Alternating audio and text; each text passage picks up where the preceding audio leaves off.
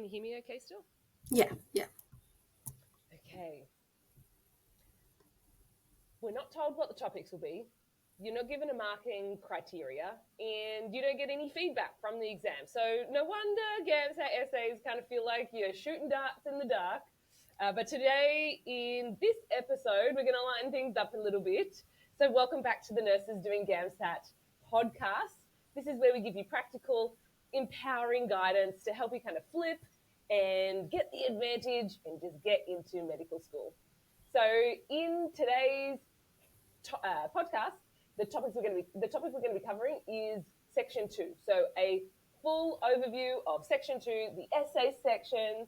We're going to talk about what the test actually wants from you, why most students kind of go wrong, and the first simple steps that you can take to start improving today. So if you're new to Section 2, or if you feel like you kind of hit the wall with your writing, or maybe you haven't got that much experience writing, you haven't written an essay in donkey's years, this is the episode for you.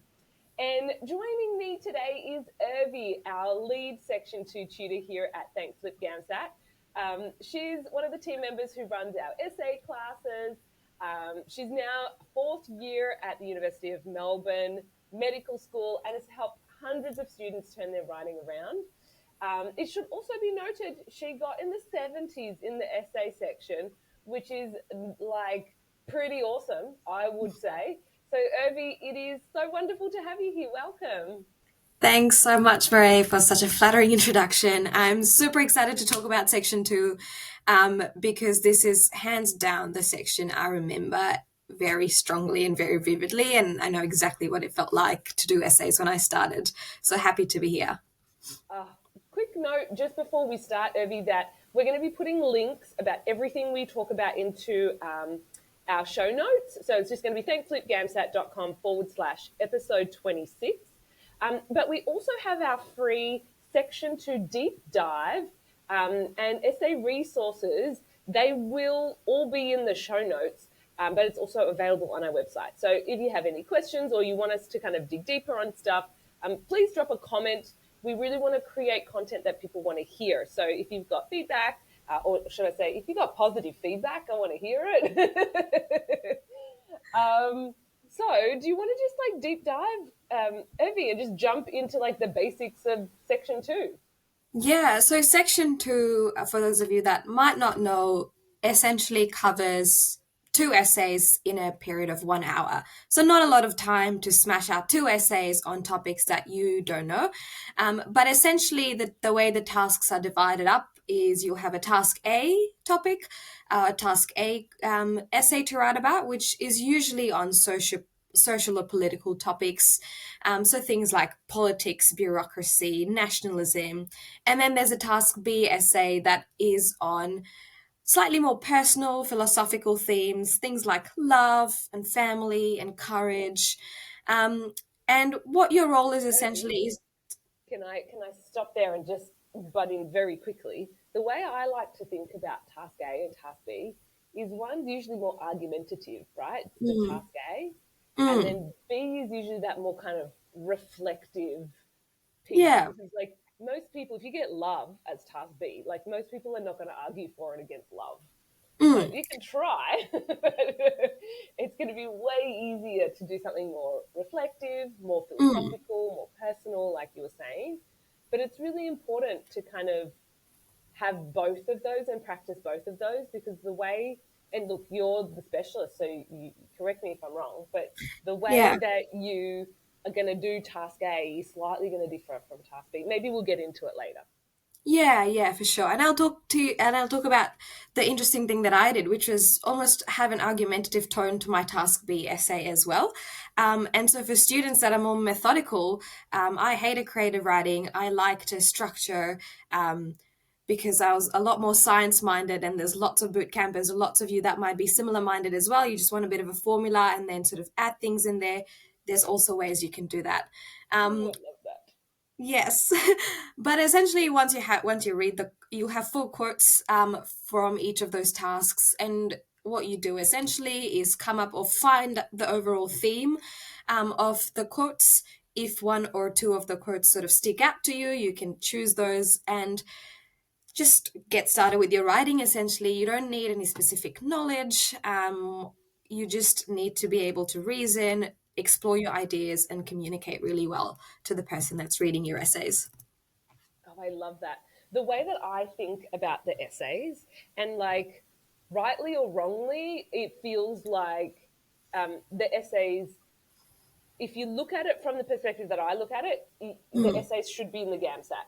Whereas most people look at the essay section and go, well, you know, when I'm in the emergency department and I'm pumping somebody's chest trying to save their life, no one's going to ask me to write an essay about it, right? Like, Mm. logically, it Mm. doesn't make sense.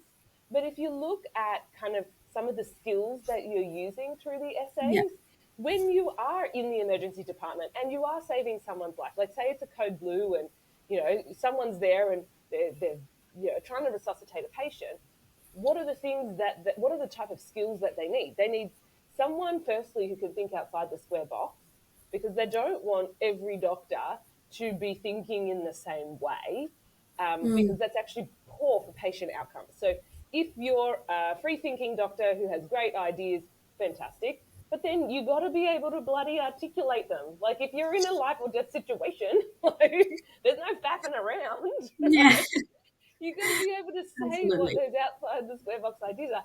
And often in that communication, you're going to need to create a persuasive argument about why to Mm. change the course of that patient's treatment. So, like, if you really, really, ooh, sorry, just hit my microphone. If you really, really step back and you think about the skills that you're using in the essay section, it Mm. kind of makes sense, right? Yeah, yeah, absolutely. And I say this to the students as well. It's not just the essay section, section 1, 2, and 3. If you think about the skills that are involved, the way you think about things, the way you learn how to think, that's what you need as a doctor. You need to know how to think. And as you said, the outside the box part is where you don't have all the information necessarily. Similar to the GAMSAT, you don't have the content, you don't know what's going to show up. It's about you should be confident enough with the skill set to be able to apply that to every situation that is thrown at you.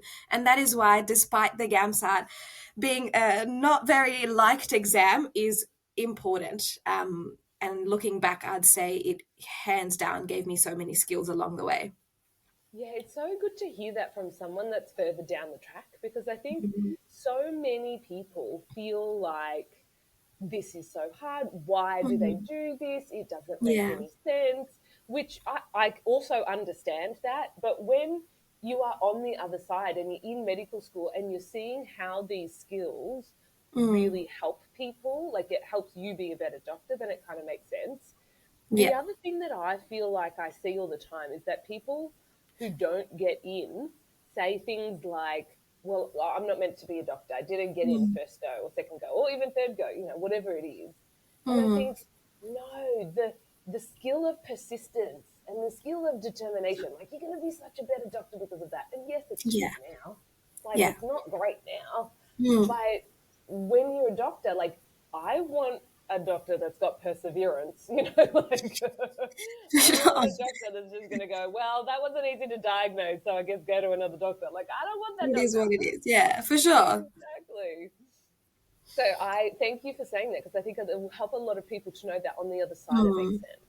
Yeah, it really does. And I promise, and I say this to all the students as well, like it is worth it. It might not feel like that in the moment, but the skills that you're picking up, even just studying in general and time management and all of that, it really, really contributes to being a Totally. You doctor. don't become less busy when you're in med school. Like Quite the opposite. exactly. I remember, and look, this was donkeys years ago, but like I remember going to with Tom very early when we had started, thankfully, like 18 years ago, it must have been 17 or 16 years ago. Mm. We went to one of the medical schools and they said it's 40 contact hours a week and it's 40 homework hours a week. And I remember just going, that's a lot, you know. Mm. But the reality is that most people that are in medical school, they manage to go to med school or medicine, whatever you call it. We call it med school, but whatever you call it, medicine. Um, and have a part-time job, and sometimes, you know, correct me if I'm wrong, Urvi, sometimes see their friends and their family. Very rarely. Yeah, well, not don't That know as is much so as you'd want. cute. But it doesn't mean that you can't have Christmas Day with your family, like, so it's Mm, definitely themed. But I yeah. just feel like with section two, there's so many things that makes it almost feel impossible for people, right? Like Mm, it feels like you have no clue what the topic will be. They don't give you any marking rubric. Even there's no feedback. Like you get your exam result and they don't mm, tell you why you got that. And then mm. everything's just kind of feeling that subjective, kind of just disorientating feeling. So I kind of get why people feel like it's so hard, right? Yeah. And honestly, I would say the section that troubled me the most and the section that I then ended up loving the most was actually section two. I remember writing my first ever essay. I think I don't even know whether it was under time condition. I wrote my first two essays. I was here. My parents were obviously back home in Uganda, and I gave my dad a call and I was like, Dad, I think section three might be okay, but if I get a 50 in section two, I'd be the happiest person because all I want to do is just pass this. And I cannot imagine writing essays. That is just not me. And I didn't do a lot of humanities and literature. I wasn't sort of into that. Now I think I'm getting into it a lot more after the GAMSAT, which is a plus point. But it was the section that felt really hard because unlike section one and three, you don't have four options that you can guess. And even if you guessed your way through, you might still pass with the other two sections. But section two is one where you have literally a blank piece of paper and it's just what you can put onto that will determine the score you have. So there's a lot more responsibility, there's a lot more pressure, and as you said, you don't know anything about the topics, the marking rubric, the person that will be marking it. It feels like you are, as you said, shooting darts in the dark. But there is actually good news. And as someone that has experienced both the mess of it and the light at the end of the tunnel, um, I think I very much agree that there is a lot that can be improved with Section 2. Um, there is, obviously, you don't need to know the topics. You will never know the topics. But what we do is teach you methods to actually have the skill set, as I said, to implement that skill set to any topic that is thrown at you. And that's what I ended up doing. And we'll talk a bit about, how I went through that process in a bit. But essentially, we reverse engineer the marking criteria to give students the important bits for their essay. What is really important? What makes a good essay? And with structure and feedback and lots of practice, you can definitely improve. And I certainly improved after doing all of that. And it's not a talent. I was never talented in writing. It's a skill that you build and learn and develop over months and weeks, and it's definitely possible. If I did it, I promise you can do it too. Yeah, I feel like so many people think like we either got it or you don't got it Mm, with the mm, GAMSAT, and I know that grammatically didn't make sense, but you know what I mean. yeah. And it's really like no, when you know a skill is like riding a bike, like learning how to swim. When you understand skill acquisition, like Mm, you don't have to be talented. It's not mm, about that. The other thing that you mentioned that was very interesting was structure, because mm, most people have done an essay structure before. So they yeah. understand, that essays have structures. But Mm, what most people don't understand is that the structure is not what you're marked on. The structure is actually what enables creativity. yeah. Because if you have a structure, it allows you to spend the time not thinking about how you're going to structure the essay, but Mm, thinking about what you're going to do in those constraints. And those yeah. constraints within the structure means that what you do is actually good quality. So the Mm, structure doesn't make or break your. mm, This is where most people go like, oh, but I heard somebody did a poem and got 70 or 80 in the GAMSAT. And I'm like, great, that's fine. But it's really hard to practice writing a mm, poem to get the structure that you need, not knowing what the actual theme is. But if mm, you can learn any skill acquisition technique and learn one structure to do it all in, man, it makes things easier. Yeah. Like there's no guessing game that Yeah, for accompanies sure. that. Yeah, and that's particularly helpful for the more formulaic people like myself that like to know like to have a formula for everything. So if you have a formula which is, let's say, a certain structure, a certain way of writing your essay, and you love it and you think it resonates with you, the next thing you do is practice, practice, practice, solidify that structure, solidify that style of writing, so that when you get any theme thrown at you on the GAMSAT day, you're not start randomly writing a poem that you've never tried before. You are sticking to that structure and it works out because you have practiced it. For the people that, and the other side of people are the people that are a lot more creative, that have got a stronger background in literature and writing, and I think it's easier for those people to experiment and have a successful experiment.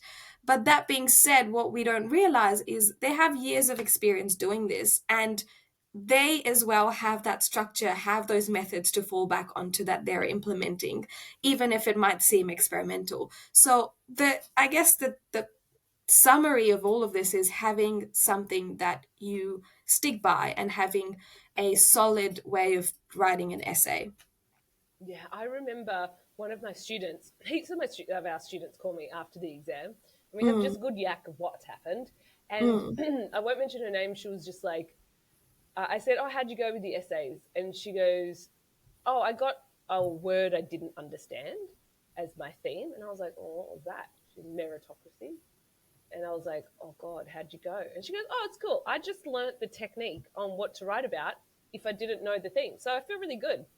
And I was like, "Great. Like Yes. that's a skill, right? Like Mm, if mm, you're prepared for the good topics and you're prepared for the not good topics, and obviously mm, those skills are different skills. Like how you're going to choose on what to write if it's a theme like love and you got like 5,000 things you want to say about it is going to be way different than how the technique you use if it's something like meritocracy and you're like, what the hell does mm, meritocracy mean? Just to close that loop for mm, people mm. at home, if you don't know what meritocracy is, because I had to think about it, it means like almost like a democracy, but not everybody gets an equal vote. You get more votes based on your merit. So, for example, the genius Elon Musk, because he's done so much inverted commas good, would get more votes than somebody who hadn't contributed, as an example. Not Hmm. saying that Elon is good or bad, just as an example. Yeah, yeah, for sure. Great. So essentially, based on everything that we've talked about, there are key things that make a good essay. The first and most important thing, and this will be the starting point of every essay, is your idea. So, idea generation and knowing exactly what your essay will be about is, as you can predict, surprise, surprise, the most important thing. Um, so it's very important to sort of learn how to brainstorm ideas, come up with strong ideas, and quickly because you don't have enough time. The other thing that students I hear a lot is my idea too cliche, or how to make it unique? That is where depth comes in.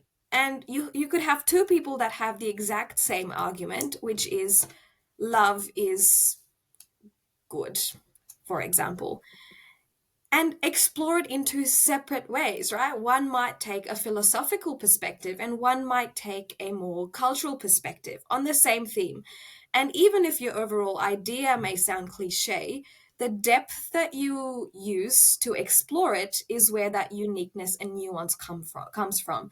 So it isn't necessary, and I see students getting stuck at the first initial I can't make an idea because they're trying to find an idea that is unique and out of the box. And that takes ages and ages. So, what I tell my students to do is think about the very basics. Money is bad, for example, and then ask yourself where this idea or where your worldview is coming from. And as you keep questioning yourself and digging deeper and deeper, you develop an idea that an essay that resonates with you and your worldview and the way that you look at things. And that will inevitably be different to someone else's. So That's, I guess, a myth that a lot of students have that I wanted to clear off as well. Depth is super important and it takes you away from writing about the cliche stuff. The other thing that we talked about is structure. So you might have beautiful ideas, and we see this all the time, but might be a bit fragmented. So it disrupts the flow of the essay. And if you think about reading any article, a book, anything, at its core, there is a structure to it. And that structure is like the skeleton of your essay, right? If you have a bone missing, it's going to crumble. So, having a solid structure that supports your essay, that allows you to explore your arguments with depth, is very, very important to a well written essay. Can I And add to that? I yeah. spoke to a student yesterday, and not a boot camp member, a non boot Mm, camp member who had sat it once herself, and she needed help. mm, Hello, if you're listening. Um, she got a 54 in her first sitting with her essay, and she was essays section, and she was so um, insistent that the first essay she wrote really well. There was structure, there was clear ideas, depth of thought, what you're talking about. But the second essay, she was like, I got really like gung ho and just mm, dove straight into it with no structure. And she was like, exactly as you would expect. She kind of just rambled on in that mm, essay. And she was like, the second essay, it didn't have a point because I kind of thought I'm halfway through and my point is changing and it's too late mm. to go back and change the first. So she's like, I got a 54 from one good essay, was her thought from all of that. But I think if she had started with that structure that you're talking about, with a Mm, clear framework, then mm. she would know the end of the essay before she started, which means there was consistency, that she could really Yeah. develop a good idea and choose a good idea. Because it sounded Mm, like if she had swapped halfway through, the idea that mm. she first started with, she didn't actually even agree with, which is quite Yeah. interesting. I'm sure that happens. It happens a lot, and it happened to me a lot, happens to a lot of the students that I speak to. And I think at the core of it is the absence or a weak plan, which is the most, I would say, even like more important than anything else is the plan. Because, as you said, if you don't know what you're writing about, you are just like going to talk and talk and talk. All these ideas will come flooding in your head, or they might not. And one, obviously, it creates not a solid essay, but then in the moment of the exam, the student is fully aware that they're going down this spirally track of rambling and not knowing what they're saying, and then it induces stress, and then it's a vicious cycle of, I don't know what I'm writing about, but I have to keep writing because I don't have enough time, but and now I'm stressed, and now I still don't know what I'm writing about. So before, and I hated planning because I thought internally, I was like, this is just a waste of time. Like, why spend 5 minutes planning an essay when I could just get into it? Every minute is so precious. But the biggest thing that changed my essays was actually knowing what I'm writing and not deviating from that plan. And even if the most beautiful idea pops in midway, I push it away because I know that will disrupt my overall flow. So, to those of you that hate planning or are not consistently planning, think about planning to such an extent that your 5 to 7 minutes of planning is actually the active work. That's where your brain is actually working. And then the writing part is just you putting the words together and bringing sentences together. You're not thinking too much actively. All that is done in the planning. Um, so that's really important. One of the most important things about an essay. And then obviously is this the sentence bringing part together. So expression and grammar and vocabulary is really important, but that comes with practice and time. And I used to be someone that was so obsessed with having the fanciest words and having just this word salad in my essay. And I was like, I don't know where I'm getting to with these words. Like, I'm not able to convey my idea consistently. Um, and so what helped me was switching from that mindset to, how would I write this if I was writing to a friend or having a conversation to my friend about this? Simple language, but something that is understandable. And once you start with that, you are fully able to convey your arguments or your points. And then over time, you can think about, okay, instead of this word, I could replace with this fancy word and use this language structure to enhance your essay. But all of the idea and depth comes at a higher priority. You see, this makes me think about some of the myths that I've heard about GAMSAT Mm, essays. One of the first myths, and I hear it, pardon me, all the time, is mm, you need to sound like super academic. And you really just don't. Like, mm, clear beats complicated every single time. I remember mm, years ago, I had a student, his name was Dongju, loved him to bits, great guy, make a brilliant doctor, but sat the GAMSAT by himself and could never get over 50 in the essay section. Now, Dongju was a Chinese national student, so he was international here in Australia, and English was clearly his second language. Like, he he could speak English, but like not to the same level as someone who had grown up with English as their first language. Just mm, as if I went to China, I'm never going to be able to speak, Mandarin as well as he is. Doesn't matter how long mm, I'm there, right?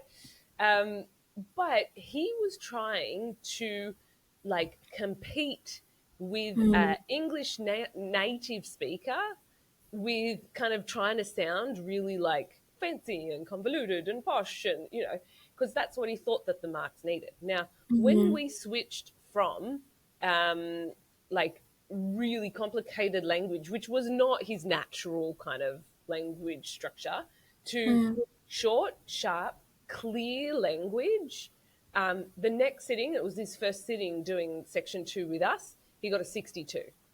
Now he was almost in tears. He was just Oh, like, I never thought this was possible. Like, amazing. And like 62 is an okay score. Like, it's it not is. From a 50, groundbreaking. No, yeah. it's not. And it's above a 50. That's all he needed. From He a was 50, getting in yeah, the beforehand to a 62. he was getting in the 90s in section number 3. So when we helped him with section number 1 and section number 2 to get above 50, he had a 75 overall. He got straight into Mm, UQ. And so it's sometimes it's not about this grand, like mm, I have to sound super eminent. I need to sound what I imagine a doctor would sound like. Like all of my nurses, my physios, my ambos know that doctors are not necessarily always sounding super academic, firstly. Love them, but sometimes we need to use, some language that um, more sailor style language than academic sometimes. But I just hope that everybody knows there's a massive myth that sounding super academic means points, and it doesn't. Clear beats complicated. yeah. On the topic of myths, the other one that I hear that I can personally debunk because I did not follow it is you should always argue both sides. I never argued both sides in any of my practice essays or in the final GAMSAT essay. And it comes down to the structure you use. And what I would do and what I was comfortable with is pick and I come up with an idea. And often my idea would be one that offers a critical perspective on something. And even if it's something like love, I would talk about how, let's say, capitalism has just dismantled the meaning of love. And through that, explore why I thought that, what its impacts are, like go into a deep dive of that idea that I, have in my essay. And don't necessarily need to argue the opposite side because I thought there was a lot that I could fit in and a lot that I could talk about that supported my idea. But that being said, there is a very fine line between doing that and going very strong and having showing very strong perspectives about a theme because that shows linear thinking, right? So even though I wrote my essay exploring one topic or one side of the argument, in the way that I use my language and the way that I sort of articulated in the essay, I would always either have a sort of balanced language or acknowledge that there is this other side that exists. But my essay will, explore what I want to talk about. And that way, it tells the reader that you're not just saying love must be bad and love is the worst thing ever. You're sort of offering a one-sided perspective with in keeping in mind that there is another side, and you know what that side is, and you know that there is a gray area. You're not arguing black or white. There is that grayness to your essay, which shows that you're a well-rounded thinker. And again, that same skill applies to medicine. You're not thinking no human being is black or white, right? Everything is a weird shade of gray. And to be able to do that is, I think, a really, really good skill in an essay. Oh, girl, this is like exactly you, because I feel like I would just be like, love sucks and it's of the devil. And I'm like, The world is doomed. we are all doomed. The world is going to explode. And Yeah. I love that like nuance of it, because I feel like that's you. And I feel like this is part of the GAMSAT. Like you're developing this skill where, you are a little bit more, let's say, textured, or it's not black or white, it's gray. I love it. And, this brings me to another thing that I hear all the time in terms of like a myth, which is you can't prepare. Like you either have it or you don't have it. It's just false. Even you were saying like this, you hated it to begin with. Like the thought of it, you're like, oh my God, if I get 50, I'll be like praying to God saying, yay. Like Yeah. the this section is trainable. You just Mm. need the right approach. Like so many students have come to us just in the 40s going, oh, there's no way. I don't like it. I don't want to do it. I haven't done it for ages. And it wasn't luck. They didn't get into med because they were lucky. They just developed the skill. And sometimes you've just got to get over that hurdle of what we say to ourselves. Like, I can't do this. Like, how many times I've heard people say, I just can't do it. And I'm like, yeah, let's break it down, because you're looking at the whole staircase. Let's just take the next step. And then after that, we'll take the step after. Like within the boot camp, we get our students writing a minimum of 24 essays. I want them to write it twice. So really should be writing 48 essays. And when you write the first essay, you're there going, shit, 48 of these? Jesus, that's going to be hard, right? But if you don't look at the whole 48 and you just go, I'm doing 2 at a time, I'll just write, you know what? I'm just going to spend half an hour right now and do it. And I'm going to implement these 1 or 2 skills that I've just learned. You don't need to be a whiz bang, at essays right from the beginning. You just need to take the first step. Yeah, So totally agree. we'll with all of that said, I want to rapid fire some questions to you. And Okay, these are shoot like, me. like just 1 sentence or 2 sentence kind of answers. And let's just see, because I get these questions all the time. Okay, So, should students be memorizing full essays? absolutely not. Biggest trap. ASA will see through it. Low scoring essay. Don't do it. Oh, love it. Is it okay to waffle just to fill in a little bit of words so that they're longer?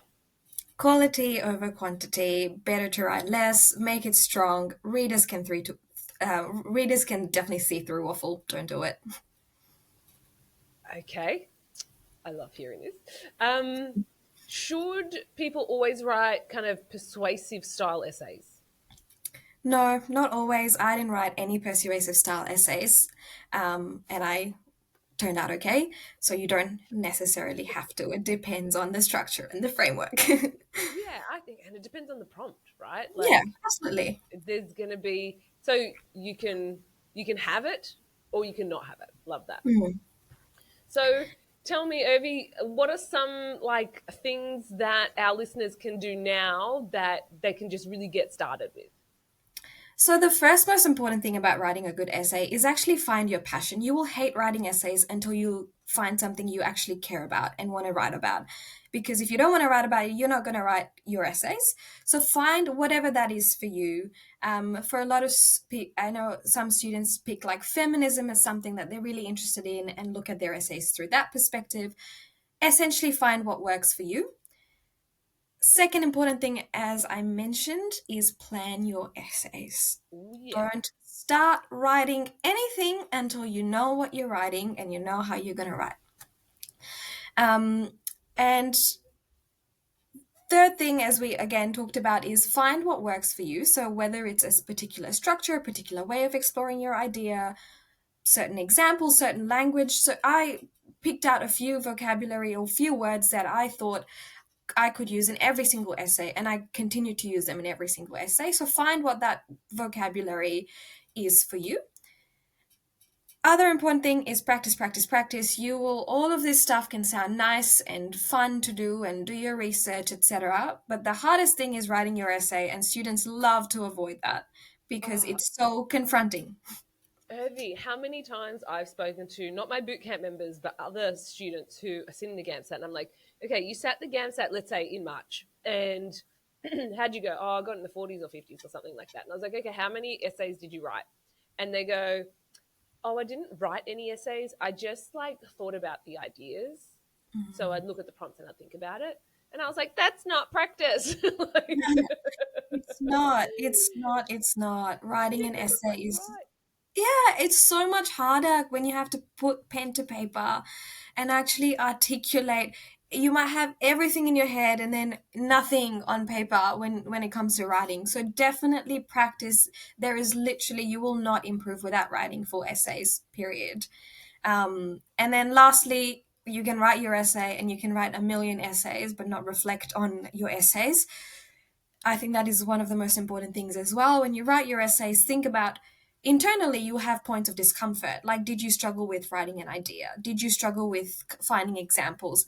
And you will know that, you will feel that discomfort internally. I felt that a lot of the times when I was writing essays. And what I tell students is just make a note of those points of discomfort. What did you really struggle with when you're writing an essay? And that gives you, what to improve upon. And then also read your essays, reread them, think about how you could improve your structure, what new vocabulary you can use, how you can develop your idea further.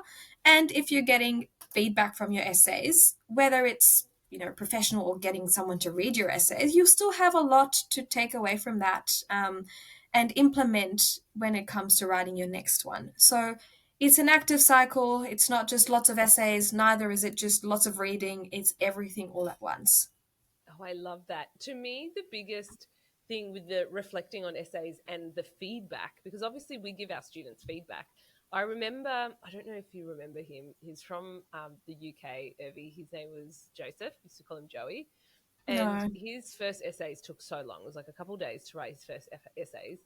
And, we got them and we are like, we love you, but a few days on your essays is a long bloody time when it's meant to be an hour, right? But the thing that he did phenomenally, and we say this to all of our students, is once you get the feedback, rewrite those essays again. Not because we're going to mark them or it's not going to make no difference to me. It's going to make no difference to you, Urvi. But when our students rewrite the essays with the feedback that's been given, they start to implement the skills that have been corrected. So like what they weren't doing in the first essay, they are doing in the second essay, but they're doing it within an environment that's safe. So they already have the ideas and they already have, the structure, for example. Or maybe that's something they need to improve. But so the second essay comes out way better and they're implementing the skills, because there's no point writing 20 essays and getting the same feedback on every essay because you're not implementing it. So that second writing really helps. Then when Joey went to write essay number 3 and 4, because his first essays he'd written twice, he had already implemented that feedback. He was in essay number 3 and 4, he was writing with that feedback as well. So every single essay, so he wrote all 24 of ours twice, which is 48. Anyway, God bless his soul. He was so shy and quiet. His mum emails in November, because it was a September sitting, and goes, Joey got in the 100th percentile. And I was like, what? So excited. Because obviously we worked on timing with him. I think it was essay number 8 or 10 we started working on timing, but he really, every single time he was writing, he was getting better. And he was literally in the 100th percentile. So I really love that you say, yes, practice, but it's not practicing bad skills. It's practicing getting better, practicing Yeah. getting better. And that's what, I love Joey. By now he should be a doctor, I think. Oh, incredible. Yeah. I mean, that's going to be you next year. I'm so excited too. I can't believe it. Do you feel ready? I know it's got nothing to do with essays, but do you feel ready to be in the hospital as like an intern? As a baby doctor, I don't think you can ever feel ready. It's one of those things where I could have 8 more years of med school and I still wouldn't feel ready. Yeah. Um, but I think I'm ready for just another chapter. I think I've been in uni for almost 7 years now, and I Oh, think life needs to move on a little bit. um, oh, I get that. yeah, but I'm I excited. It's so exciting. I'm excited for you because I Oh, really remember when Tom went through that phase. And like, you're right. No one. It's like having a baby. You're never ready. You just got to yeah. kind of do it, and you'll learn along the way. And you hope Hmm. for a really good first rotation. That's the other thing. Like Yeah, fingers Tom's crossed. first rotation was like orthopedic surgery, and it was intense. It was 7 a.m. to 7 p.m. and it was like, yeah, Yeah, it was a lot. busy one to start off with. I fingers Yeah. crossed don't have something a lot more slower paced to ease myself into it. It's like good and bad though, because it's like Mm, trial by fire. You either sink or swim, and he really swam, so like it yeah, was good. But and then it everything was, else is easier. yeah. Well, I don't think I'd want ED as my first rotation. That would be a little bit scary, I A lot of think. pressure. But you know, Yeah, some people are gonna get it, and sorry if that's yeah. you. So just to wrap up here, a, a couple of more words on section two. I want everyone to know it doesn't have to feel like a mystery. You know, you really just need to get the right map. We are going to be breaking down each part of the GAMSAT in future episodes. So make sure that you hit subscribe here. Don't miss a thing. And if it helped, please leave a comment or message us. We'd love to hear what you're struggling with and what you'd like us to cover next. And let's all pray for Urvi to get something really exciting for her internship, Thank right? you. Thank you for your time today. I really, really appreciate it. Always As a pleasure. always, like you are awesome, and we just love having you as a guest. Oh, thank you. Guys, enjoy the rest of your day. Over and out.